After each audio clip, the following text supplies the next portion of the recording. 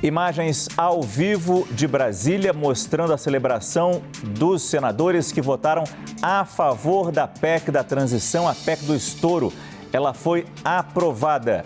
Aprovada em primeira votação, em primeiro turno, o texto base da PEC do estouro. Qual é o placar de votação? Eram necessários 49 votos sim. E neste momento, foram 64 votos sim pela aprovação do texto base da PEC do estouro. Como Caio Junqueira estava falando, agora vem a votação dos destaques. E é importante continuar acompanhando essa votação e, principalmente, a possibilidade de termos a votação em segundo turno ainda esta noite. 64-16. Esse foi o placar do primeiro turno da votação do texto base da PEC do estouro no plenário do Senado Federal. Eram necessários 49 votos sim, foram 64 votos sim e neste momento já temos a aprovação em primeiro turno. Agora vem a votação dos destaques e depois teremos a votação em segundo turno. Como a Carol Rosito já nos falava, Caio Junqueira também, era ponto pacífico entre o governo de transição da importância desta aprovação, claro, o mais rapidamente possível, pois depois de aprovada, se for aprovada em segundo turno também, no Senado, vai para a Câmara dos Deputados. Nos próximos dias vai haver a tramitação, exatamente como houve no Senado, haverá a tramitação na Câmara. Mas agora a gente tem essa votação que foi bastante significativa, concorda comigo, Caio? Completamente, hein, Márcio? É um placar extremamente folgado e ouso dizer que esse placar ele mostra ali aparentemente o tamanho de uma possível base do Lula. Claro que muda o Senado, muda a legislatura, mas é interessante que para a gente analisar esse resultado, a gente tem que ver que quantos votaram a favor do governo Lula e quantos votaram contra o governo Lula. E neste placar mostra que a PEC encaminhada, liderada, formulada e defendida pelo presidente eleito, teve muito respaldo, né, acima até do que eu, pelo menos, também esperava dentro do Senado Federal. Uma aprovação muito folgada, extremamente folgada, 16 votos contrários. Lembrando que a gente viu agora há pouco o líder do governo Bolsonaro orientando contra, ou seja, 16 senadores apenas votaram contra a PEC e a grande maioria, aí 64, votando a favor da PEC defendida pelo presidente eleito. Relembra pra gente, Caio, esse que está falando agora é o senador Oriovisto Guimarães.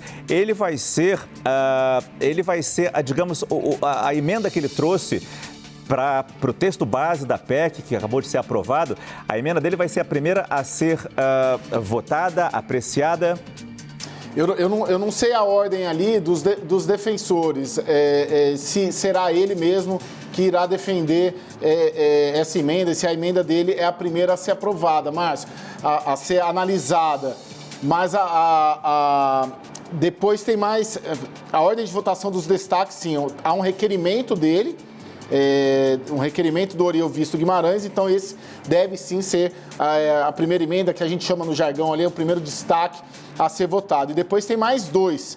Tem um pedido de destaque de uma expressão do texto, tem um requerimento do senador Flávio Bolsonaro também, que requer um destaque de outro trecho. Então tem, salvo engano, 3 requerimentos aqui para serem apreciados depois dessa aprovação do texto base. Foi a Carol Rosito que disse que o governo de transição, o futuro governo Lula, já estaria satisfeito se pelo menos a PEC, o texto base da PEC, passasse nesta quarta-feira em primeiro turno.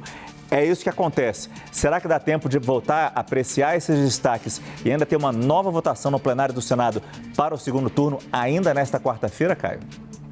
Márcio, tem uma questão ali regimental que chama, a Larissa estava explicando, que chama quebra de interstício, né? Que é um prazo que precisa ser seguido entre o primeiro e o segundo turno. Esse prazo costuma haver, quando há um consenso, ele pode ser quebrado, ele pode ser não respeitada essa regra se houver um consenso. Mas como é uma matéria muito polêmica, eu apostaria ali que deve mesmo, talvez, ficar para amanhã esse segundo turno. Mas tudo pode acontecer, Márcio. Em plenário de Congresso, sempre o jogo político que acaba determinando ali a ordem dos fatos.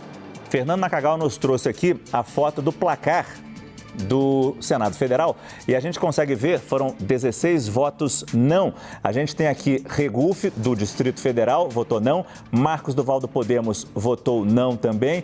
Plínio Valério, do Amazonas, votou não. Eduardo Girão, do Ceará, do Podemos, votou não também. Estou tentando enxergar aqui Carlos Viana, de Minas Gerais, do PL, foi candidato até o governo de Minas, votou não.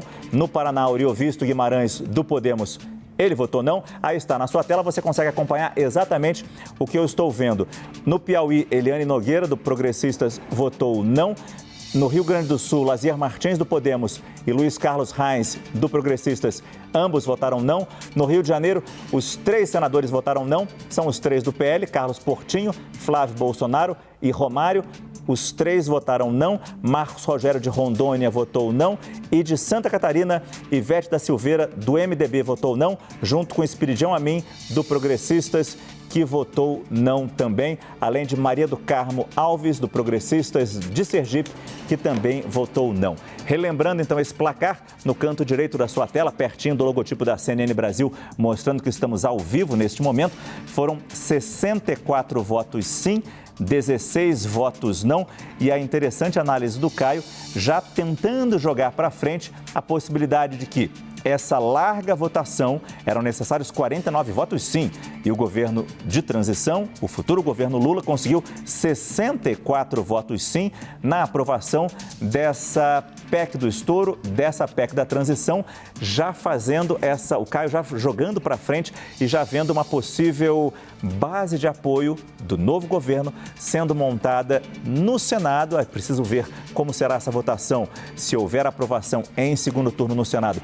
como será essa aprovação do texto base da PEC na Câmara dos Deputados e, claro, como o novo Congresso vai se comportar.